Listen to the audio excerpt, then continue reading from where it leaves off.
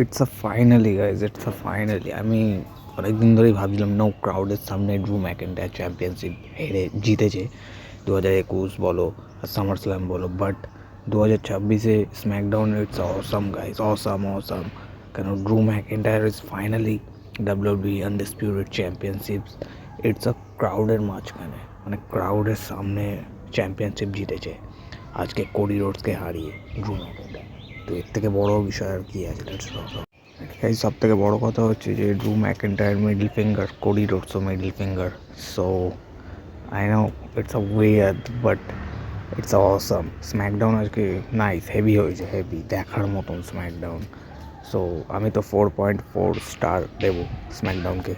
আর সব থেকে বড়ো কথা, এখানে জেকাব ফাটু কী করতে এসেছিলো আমি সেটাই বুঝতে পারছি না। জেকাব ফাটু ড্রু ম্যাকেন্টায়ার হেল্প করতে এসেছিলো নাকি কোডি রোডসকে হেল্প করতে এসেছিলো?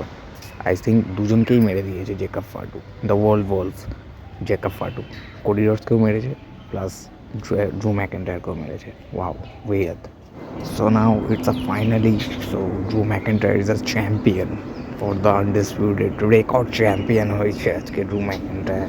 তো ভিডিওটা একটু মানে একটু বড় হয়ে যাচ্ছে, যেহেতু লেন্থি হয়ে যাচ্ছে। তো তোমরা সাবস্ক্রাইব, লাইক অবশ্যই ভিডিওটাই করবে, ঠিক আছে? তো দেখা হচ্ছে নেক্সট ভিডিওতে। Bye bye, tata, see you.